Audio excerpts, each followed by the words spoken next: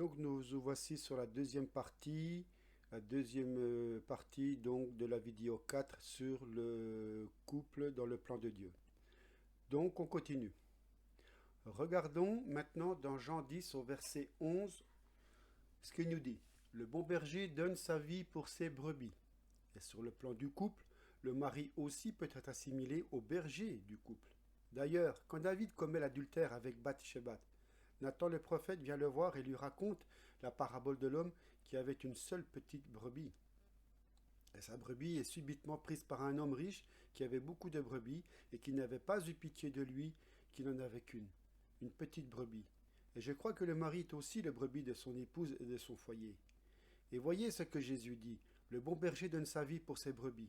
Le mari est animé de cet esprit de service de Jésus et il donne sa vie pour sa brebis. Dans 1 Corinthiens 10, au verset 23 et 24, il est dit « Tout est permis, mais tout n'est pas utile. Tout est permis, mais tout n'édifie pas. Que personne ne cherche son propre intérêt, mais que chacun cherche celui d'autrui. » Et dans un couple, quand le mari attache son cœur à chercher l'intérêt de son épouse et que l'épouse attache son cœur à chercher l'intérêt de son époux, c'est le jardin d'Éden, c'est le paradis sur terre. À plus forte raison quand dans une église, les frères et les sœurs cherchent les intérêts les uns des autres. Mais c'est formidable. Un serviteur de Dieu disait un jour, quand tout le monde sert, tout le monde est servi. Et c'est vrai. Quand dans une église, tout le monde a le souci de servir les autres, tout le monde sera servi. Et dans un couple, il en est de même. Quand nous attachons notre cœur à faire du bien, à examiner avant tout les besoins spirituels de notre épouse ou de notre époux, et à essayer d'y répondre dans la lumière que Dieu nous donne, quelle joie dans le cœur de Dieu et quelle bénédiction sur le foyer. Le Seigneur nous demande de faire cela, même pour nos ennemis. C'est le signe de la perfection dans le sermon sur la montagne quand Jésus dit, dans Matthieu 5 au verset 48, « Soyez parfaits comme votre Père céleste est parfait ». Il le dit dans le contexte des versets précédents. C'est Matthieu 5 au verset 44 à 45. Aimez vos ennemis, bénissez ceux qui vous maudissent, faites du bien à ceux qui vous haïssent, et priez pour ceux qui vous maltraitent et qui vous persécutent, afin que vous soyez fils de votre Père qui est dans les cieux, car il fait lever son soleil sur les méchants et sur les bons, et il fait pleuvoir sur les justes et sur les injustes. Et Jésus conclut en disant, soyez parfaits comme votre Père céleste est parfait. C'est cet esprit-là qui nous anime, qui doit nous animer. Est-ce que nous sommes décidés à le faire? Parce que ce n'est pas tout de le comprendre, ce n'est pas tout de l'accepter. Mais le plus important, c'est de le mettre en pratique, c'est de le faire concrètement. Est-ce que nous sommes décidés à le faire? Il y va de la gloire de Dieu, il y va du salut des perdus. Parce que Jésus a dit dans la prière de Jean 17, « Père, je te prie pour qu'il soit un comme nous sommes un, afin que le monde croie que tu m'as envoyé. » Au début de la Genèse, le Seigneur dit, « L'homme quittera son père et sa mère, s'attachera à sa femme, et ils ne formeront qu'une seule chair. Ils seront un. » Et Jésus aussi fait cette prière au Père en pensant au couple, qu'ils soient un pour que le monde croie, pour que les voisins se convertissent, qu'ils soient un et qu'ils manifestent entre eux l'amour merveilleux du Seigneur. Bien, maintenant, nous allons voir quelques problèmes particuliers. Et il y en a tellement. Bon, je vais prendre certains cas parmi les plus fréquents. Un problème particulier se trouve quand l'un des deux conjoints est chrétien et l'autre ne l'est pas. C'est le cas d'un couple qui ne connaissait pas le Seigneur et l'un se convertit après son mariage. Ça, c'est le cas qui est le plus souvent actuel, comme on dit. Nous lisons dans 1 Corinthiens 7 ce que dit le Seigneur au verset 12. « Aux autres, ce n'est pas le Seigneur, c'est moi qui dis. » Il dit bien « aux autres ». Ce n'est pas le Seigneur, c'est moi qui dis. Si un frère a une femme non croyante et qu'elle consent à habiter avec lui, qu'il ne la répudie pas. Si une femme a un mari non croyant et qu'il consent à habiter avec elle, qu'elle ne répudie pas son mari. C'est-à-dire qu'elle ne le chasse pas ou qu'il ne la chasse pas. Car le mari non croyant est sanctifié. Donc il est mis de côté, mis à part, sanctifié par la femme, et la femme non croyante est sanctifiée par le mari. Autrement, vos enfants seront impurs, tandis que maintenant ils sont saints. Ah. Si l'un des conjoints est au Seigneur, il a déjà l'assurance que le simple fait d'être chrétien sanctifie son conjoint non chrétien et sanctifie les enfants. Amen. Ils sont mis à part pour Dieu, et Dieu va pouvoir agir au travers du conjoint chrétien pour toucher le cœur du conjoint non chrétien. Et c'est la raison pour laquelle il demande ici précisément de ne pas se séparer s'il était possible. Et dans cette attente de la conversion du non-chrétien, pour moi, je peux vous dire que ça a duré 15 ans pour mon épouse.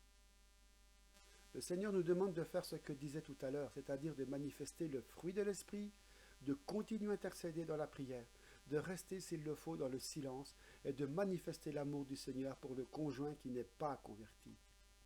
Et c'est ainsi qu'il sera gagné, ou qu'elle sera gagnée. S'il s'agit d'un mari non chrétien qui vit ouvertement dans un péché grossier, ou qui serait membre d'une secte dangereuse, ou qui serait possédé, démonisé, ou qui serait même un sataniste, le principe spirituel est le même. Pour l'épouse, soumission, mais pas d'obéissance aveugle. Tant qu'il est possible, il faut rester ensemble, et dans certains cas, il peut y avoir une nécessité de se séparer momentanément. Quand le problème devient vraiment aigu, mais que pour un temps, il faut une mise à part de côté. Mais tant qu'il est possible, et je crois que le Seigneur est avec nous pour rendre la chose possible. Le Seigneur dit que toi, chrétienne, ne cherche pas à te séparer de ton mari. Si lui se sépare, qu'il le fasse. Tu ne peux pas le retenir, mais toi, ne te sépare pas de celui qui n'est pas chrétien. Et je pense que dans les cas les plus extrêmes, c'est le non-chrétien qui ne pourra pas supporter et qui se séparera lui-même. Mais le Seigneur nous demande d'obéir à sa parole, de rester soumis à sa parole et d'intercéder dans la prière, dans le jeûne s'il le faut, pour que ces démons, pour que ces esprits soient liés et que le Seigneur, dans son secours, nous accorde de la délivrance dont il a besoin. Mais ce sont des cas très difficiles. Si le mari appartient à une secte, l'épouse chrétienne fidèle doit évidemment tracer des limites précises. Elle n'est pas autorisée par le Seigneur à participer aux activités et aux croyances de cette secte, bien évidemment. Donc, il faudra qu'elle ait toute la sagesse du Seigneur pour dire calmement à son mari « Non, jusque-là, mais pas plus loin. Je ne peux pas participer à ces activités qui ne sont pas du Seigneur, mais je t'aime et j'intercède pour toi. » Vous savez, le cas peut exister aussi d'un mari malade mentalement, je pèse mes mots, un homme qui est à moitié fou, qui veut faire des choses insensées à son épouse, par exemple. Et j'en connais des cas. Ce sont des cas extrêmement difficiles et l'épouse a besoin dans ce cas-là d'une église qui intercède et qui prie avec elle. Parce que ce malade mental est probablement démonisé. Quand je dis mental, ça peut être schizophrène, ça peut être maniaco-dépressif, pervers narcissique et compagnie. Donc, la plupart des malades mentales sont causés par des liens démoniaques qu'il faut briser au nom de Jésus. Dans ce cas-là, il s'agit d'un combat spirituel intense et la sœur qui est dans ce combat ne peut pas rester seule. Elle doit partager ce combat avec des frères et des sœurs en Christ, des conducteurs spirituels, et tous ensemble jeûner, prier, lier ces esprits et intercéder pour que le Seigneur se manifeste avec puissance. Mais je me répète, là il s'agit bien d'un combat spirituel. Et la solution n'est pas de demander un divorce ou de partir.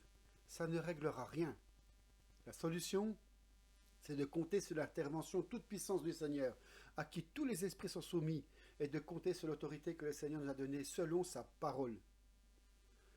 Dans Luc 10, verset 19, « Voici, je vous ai donné le pouvoir de marcher sur les serpents et les scorpions, et sur toute la puissance de l'ennemi, et rien ne pourra vous nuire. » Dans Marc 16, verset 17-18, « Voici les miracles qui accompagneront ceux qui auront cru.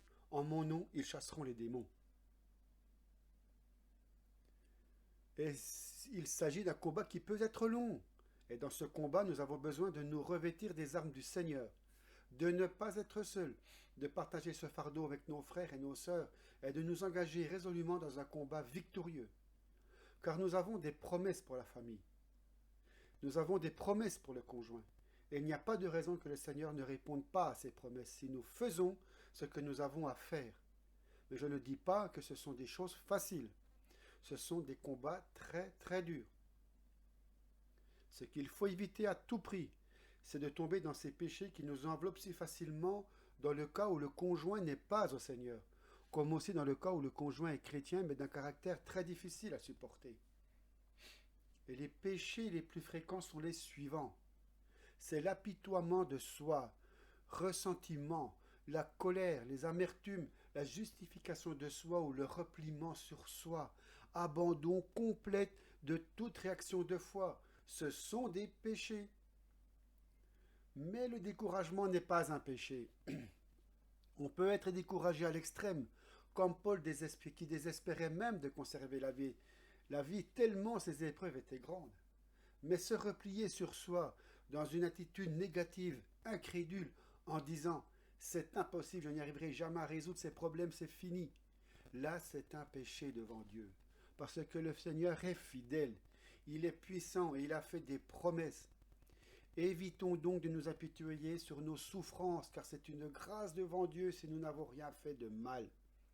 Évitons le ressentiment, l'amertume, la colère, qui sont des péchés devant Dieu. Évitons la justification de soi, qui nous pousse à dire « tu as tort et moi j'ai raison et je vais te le prouver ». Supportons plutôt de mauvais traitements injustes sans rien dire.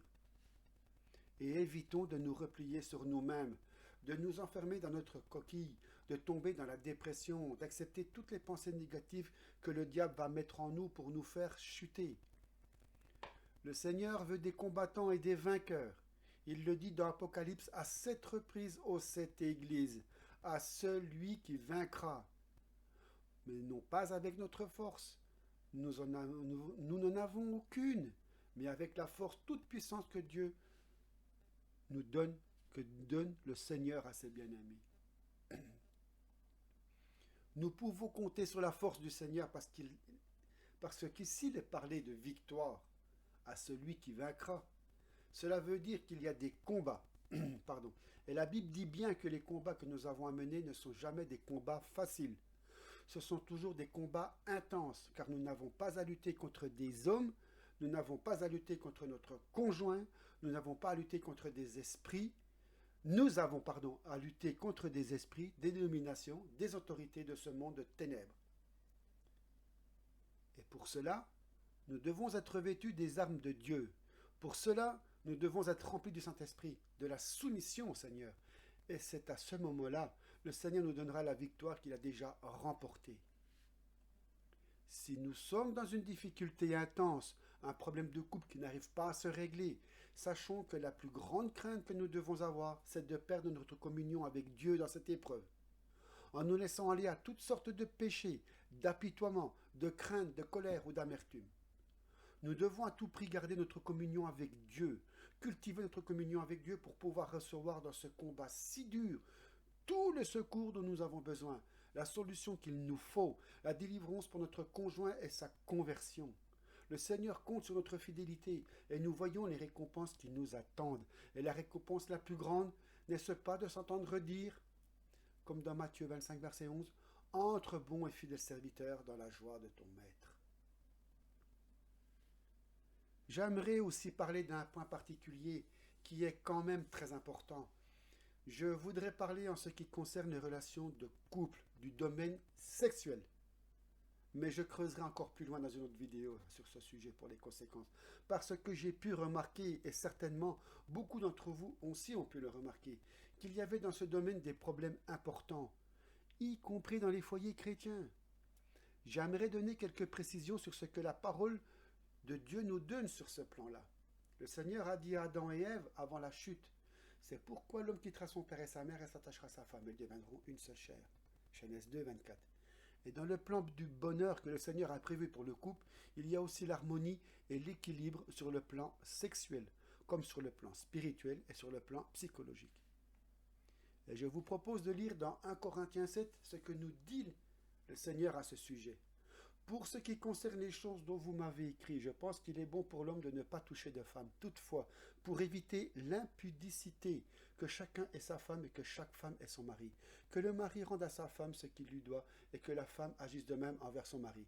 La femme n'a pas autorité sur son propre corps, mais c'est le mari. Et pareillement, le mari n'a pas autorité sur son propre corps, mais c'est la femme. Ne vous privez pas l'un de l'autre, si ce n'est un commun accord pour un temps afin de vaquer à la prière, puis retournez ensemble de peur que Satan ne vous tente par votre incontinence. Je dis cela par condescendance, je n'en fais pas un ordre. Il donne un conseil, mais un conseil inspiré par l'Esprit du Seigneur, que le mari rende à sa femme ce qu'il lui doit, et inversement.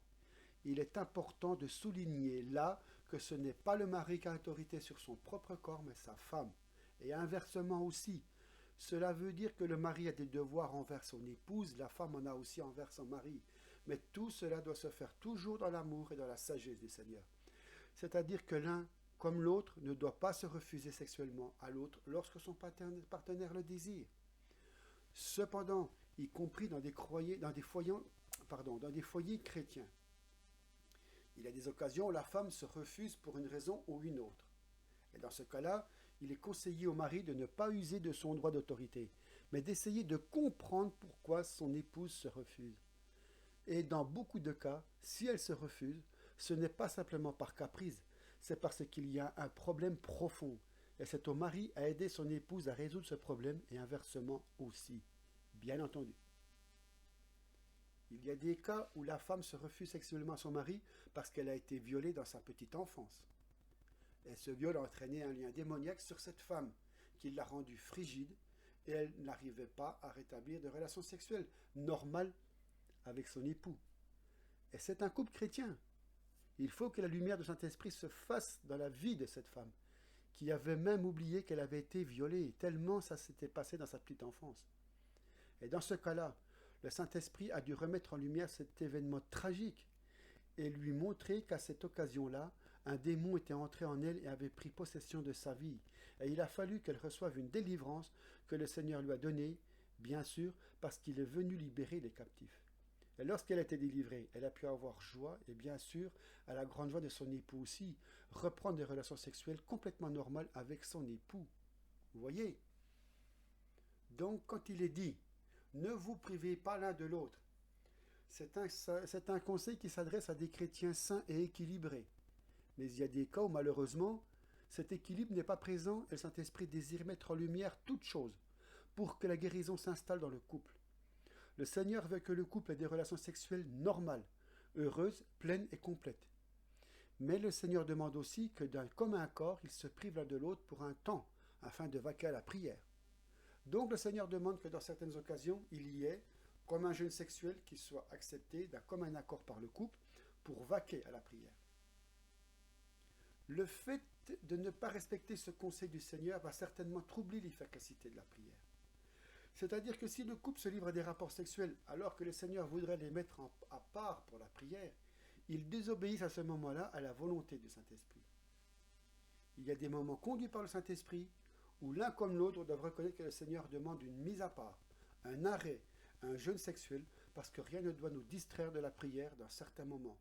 De la même manière que le jeûne de nourriture est parfois indispensable pour que nous nous concentrons tous nos efforts sur le Seigneur, dans la prière, que nous nous mettions vraiment à part et que nous mettions de côté les désirs naturels et normaux de la chair, pour que nous puissions nous concentrer vraiment sur le Seigneur.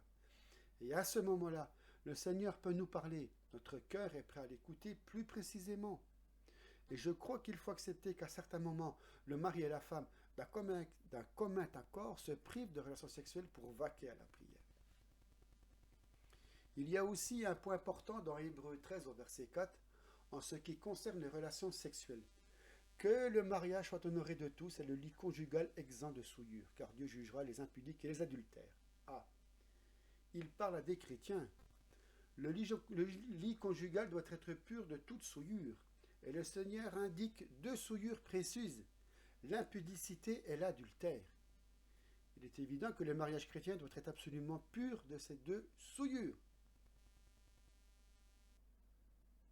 Je parlerai de manière plus approfondie d'adultère plus tard, dans une autre vidéo.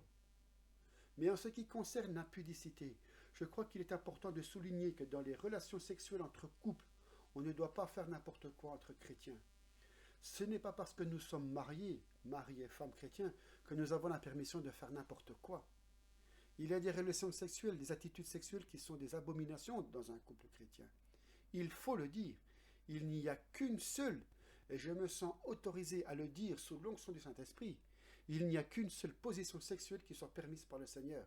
C'est la position naturelle.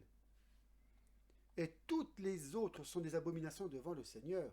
Que ce soit la sodomie, que ce soit toute autre perversion sexuelle, ce n'est pas parce qu'il y a mariage que mari et femme sont autorisés à faire n'importe quoi. Il est important, mes bien-aimés frères et sœurs, que s'il y a parmi ceux qui écoutent cette vidéo, qui se livrent à des attitudes, des positions sexuelles qui ne sont pas valables devant le Seigneur, il faut s'en repentir et demander que le Saint-Esprit nous conduise à la sainteté et dans la pureté dans ce domaine-là. Il est très important de le réaliser, car Dieu jugera les fornicateurs et les impudiques. Et il y a une fornication qui peut exister aussi, même dans un couple chrétien, par la pratique de toutes sortes d'attitudes abominables, qui sont en fait des perversions et qui viennent de l'enfer. Le Seigneur nous demande de rechercher la pureté en toutes choses, que le lit conjugal soit exempt de toute souillure, de chercher la vertu dans le domaine conjugal. Je vais lire un passage de la Bible qui nous montre ce qu'est un mauvais mari pour sa femme et ce que doit être un beau mari. Dans Matthieu 23, le Seigneur s'adresse aux scribes et aux pharisiens hypocrites. Et sans tordre le sens de la parole de Dieu, j'ai pris cette décision, j'ai pris cette description des pharisiens et des scribes hypocrites pour qualifier le comportement d'un mauvais mari, c'est-à-dire d'un mauvais conducteur spirituel de sa famille. Je pense que vous verrez vous-même en lisant cette description qu'elle peut être bien s'appliquer au comportement d'un mauvais mari. Cette description est très pratique. Lisons dans Matthieu 23 et au verset 3. Faites donc et observez tout ce qu'ils vous disent, mais n'agissez pas selon leurs œuvres, car ils disent et ils ne font pas. Voilà ce que fait un mauvais mari. Il dira constamment, mais il ne le fera pas. Il critiquera, il reprochera, mais il ne donnera pas le bon exemple. Il lie des fardeaux pesants et les met sur les épaules. Là, je pourrais dire les épaules de leur épouse. Mais ils ne veulent pas les remuer du doigt, ils font toute leur action pour être vus des hommes. Ils portent de larges phylactères et ils ont de longues franges à leurs vêtements. Ils aiment la première place dans les festins. Bon, ou chez eux, hein, c'est pareil, à la maison. Et les premiers sièges dans les synagogues. Ça peut être dans leur salle à manger, oui, à la maison. Ils aiment être salués dans les places publiques, à être appelés par les hommes rabbi. Vous savez, le mauvais mari aime bien être connu à l'extérieur de chez lui. Mais vous, ne vous faites pas appeler rabbi, c'est-à-dire directeur, car vous n'avez qu'un maître qui est le Christ. Et un peu plus loin, il dit au verset 13, « Malheur à vous ». On peut aussi penser « Malheur à vous, mauvais mari ». Parce que vous fermez, donc à nos femmes, à vos femmes, le royaume des cieux, vous n'y entrez pas vous-même et vous n'y laissez pas entrer ceux qui veulent entrer. Malheureusement, cela arrive parfois. Hein. Malheur à vous, parce que vous dévorez les maisons des veuves et que vous faites pour l'apparence de longues prières. À cause de cela, vous serez jugés plus sévèrement. Et au verset 23, parce que vous payez la dîme et que vous laissez ce qui est plus important dans la loi, la justice, la miséricorde et la fidélité. Donc envers votre épouse, c'est moi qui rajoute, mais vous transposez. Je continue. C'est cela qu'il fallait pratiquer sans négliger les autres choses, conducteurs aveugles qui coulaient le moucheron et qui avalaient le chameau. Vous, mari, mauvais mari, vous mettez le doigt sur quelque chose qui n'en fait aucune importance, mais les problèmes graves qui sont dans votre propre vie, vous les passez de côté. Au verset 25, « Malheur à vous parce que vous nettoyez le dehors de la coupe et du plat, et qu'au-dedans ils sont pleins de rapines et d'intempérance. Pharisiens aveugles, nettoie premièrement l'intérieur de la coupe et du plat afin que l'extérieur aussi devienne net. » Voyez-vous ce que Jésus dit en parlant des conducteurs aveugles et hypocrites? Le mari est le conducteur de son foyer. Il ne doit pas être un hypocrite. Il ne doit pas être quelqu'un qui dit et qui ne fait pas. Il ne doit pas juger et critiquer sur les apparences ou les petites choses, mais il doit être un modèle pour son épouse. Dans tout ce passage que nous venons de lire, Jésus dépeint les caractéristiques du mauvais conducteur spirituel. Et si nous prenons le contraire de toutes les caractéristiques décrites, nous saurons ce que doit être le bon berger des brebis, modèle pour le troupeau, que ce soit ce que doit être le bon conducteur spirituel, modèle pour l'Église locale et universelle, le bon mari, chef et modèle de son foyer. Et en ce qui concerne la description de l'épouse fidèle et vertueuse, nous avons une meilleure description dans Proverbe 21. Il est écrit dans Proverbe 12, « Une femme vertueuse est la couronne de son mari. » Et dans Proverbe 31, il nous a donné une description de la femme vertueuse, le modèle à suivre. Je lis le verset 10. « Qui peut trouver une femme vertueuse ?» Et je peux dire, gloire à Dieu, qu'en ce qui me concerne, j'en ai trouvé une. Alléluia, gloire à Dieu. Et je continue au Proverbe 21, verset 9 et au 25-24. Elle a bien plus de valeur que les perles. Le cœur de son mari a confiance.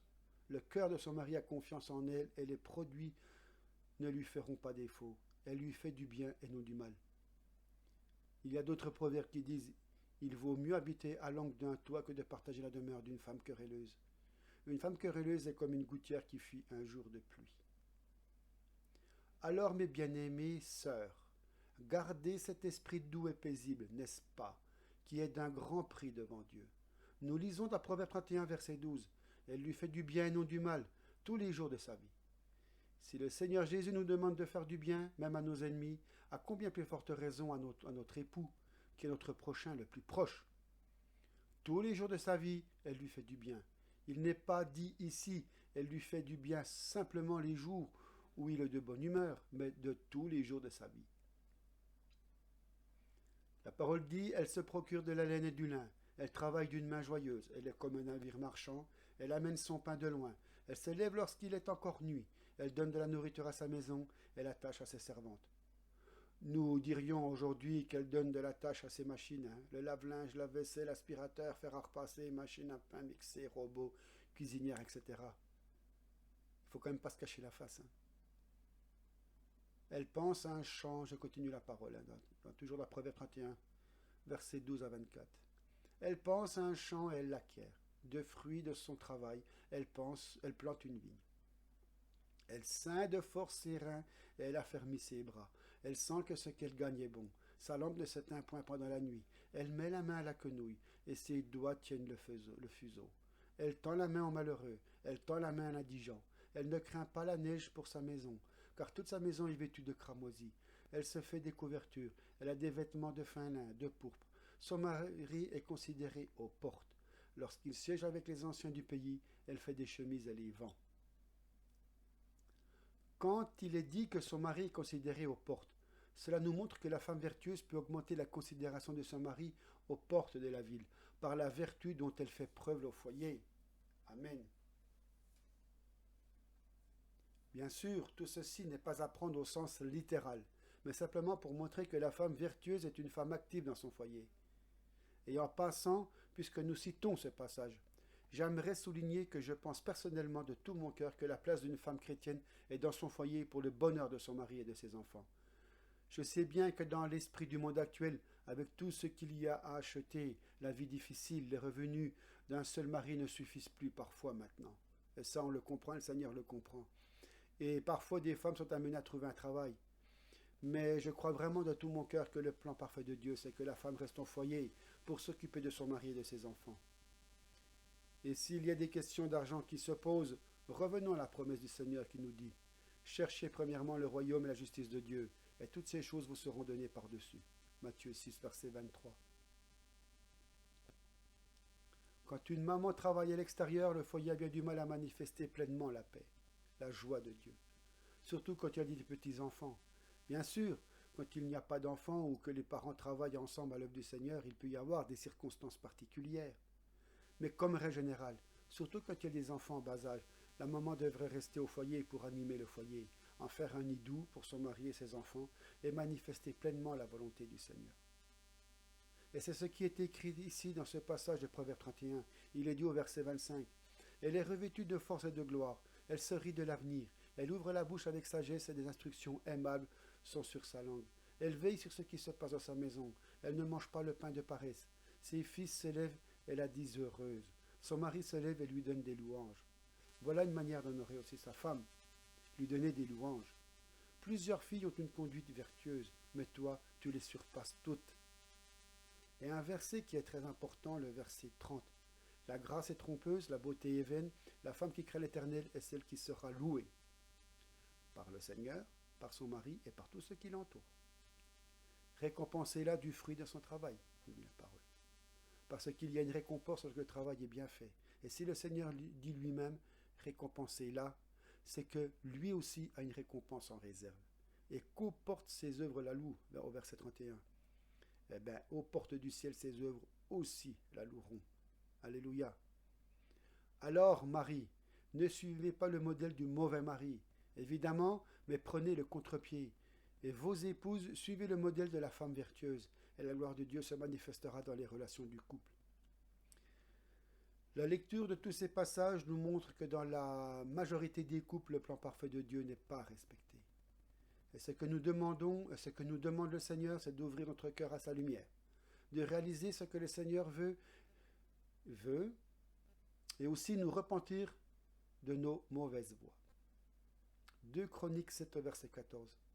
Si mon peuple sur qui est invoqué mon nom s'humilie, prie et cherche ma face, et s'il se détourne de ses mauvaises voies, je l'exaucerai des cieux, je pardonnerai son péché et je guérirai son pays. Et c'est ce que le Seigneur veut faire. Si nous, mari aux femmes, nous réalisons notre péché, nos péchés, notre égoïsme, notre mauvaise façon de vivre, il ne faut pas tomber dans la dépression pour cela, mais il faut lever les yeux en haut, se tourner vers le Seigneur et dire « Seigneur, je reconnais mon péché. » Il faut dire à son mari ou à sa femme « Mon bien-aimé, ma bien-aimée, je reconnais mon péché devant toi et devant le Seigneur, et je te demande pardon. Et je demande pardon à mon Dieu, et je me repens de ces mauvaises œuvres, et j'y renonce. » Et en faisant cela, je porte du fruit digne de la repentance. Il ne s'agit pas simplement de verser d'abondantes larmes et de recommencer le lendemain ou 6 mois après, mais il faut supplier le Seigneur de nous accorder une repentance profonde, réelle, et de nous montrer l'horreur du péché qui a mené la destruction dans le couple et dans le foyer, et dire fermement « Seigneur, accorde-moi, je t'en supplie, une repentance réelle. Montre-moi ce que c'est que le péché et fais-le-moi comprendre pour que je m'en détourne avec horreur définitivement. » Et le Seigneur le fera. Il nous accordera le don de la repentance. Il nous montrera ce qu'il faut faire et nous le ferons. Nous renoncerons au péché. Nous nous relèverons vainqueurs au pied de la croix et nous repartirons avec notre épouse ou notre époux dans le chemin que le Seigneur nous trace. Seigneur mon Père, tu sais, je réalise qu'il y a tant et tant de choses à dire sur ce problème si important. Je n'ai fait que d'effleurer la surface et je te prie de tout mon cœur de compléter par ton Esprit Saint tout ce qui manque à cet exposé, de faire pénétrer ces paroles dans nos cœurs pour que nous les mettions en pratique, car ce que tu veux, c'est nous bénir. Ce que tu veux, c'est la bénédiction sur le couple, sur le foyer que tu as créé. Seigneur notre Dieu, nous voulons te prier en particulier pour ceux parmi nous qui sont dans des situations de couple inextricables, qui sont à toi, qui t'appartiennent, mais dont le conjoint ne t'appartient pas, et qui subissent des mauvais traitements, qui subissent toutes sortes de souffrances, de vexations, et qui sont là comme des blessés au bord du chemin. Seigneur, tu es le bon Samaritain, et nous te demandons ton secours pour ces brebis blessées, ces brebis qui sont sur le point de flancher, qui sont complètement découragées. En ce moment même, Seigneur, tous ensemble, nous intercédons pour ces brebis. Nous te demandons de les renouveler dans la foi, en ton intervention puissante, de leur montrer que la seule crainte qu'elles peuvent avoir, c'est de ne plus être en communion avec toi, mais que, si elles le sont, elles peuvent recevoir de toi, maintenant et à chaque fois, un renouveau de vie, un renouveau de force, de persévérance, pour aller jusqu'au bout dans la victoire que tu veux leur donner. Je veux vraiment te prier, Seigneur, pour que tu renouvelles ces brebis en ce moment même, qu'elles sentent en ce moment même un renouveau de ton Esprit Saint, qu'elles reçoivent un courage renouvelé en toi, le Tout-Puissant à qui tous les ennemis sont soumis, toi le bon, le grand berger des brebis. Ô Père, merci pour ce renouveau, et à ceux qui sont fermes dans la foi, nous te demandons, Seigneur, de nous tenir encore debout jusqu'au bout, que tu nous fasses la grâce, Seigneur, de pouvoir toujours être à l'écoute de ta voix, de nous comporter toujours mieux avec l'amour que tu nous donnes pour notre mari ou notre femme, et que nous nous relevons, et que tu nous relèves plutôt, pardon Seigneur, pleinement les zones d'ombre de nos cœurs, tout ce qu'il faut encore améliorer, tout ce fruit de l'esprit que nous n'avons pas encore porté, et que tu veux nous voir porter. Père, nous te le demandons au nom de Jésus-Christ. Amen. Voilà pour la partie 4. Je termine là-dessus, il y aura encore beaucoup de choses à dire. Je vous dis à très bientôt pour la partie 5, si je ne me trompe pas. Et nous allons encore creuser encore plus profondément. Et je laisse ceci entre les mains du Seigneur. Amen. À bientôt. Portez-vous bien. Et que Dieu nous garde. Au revoir.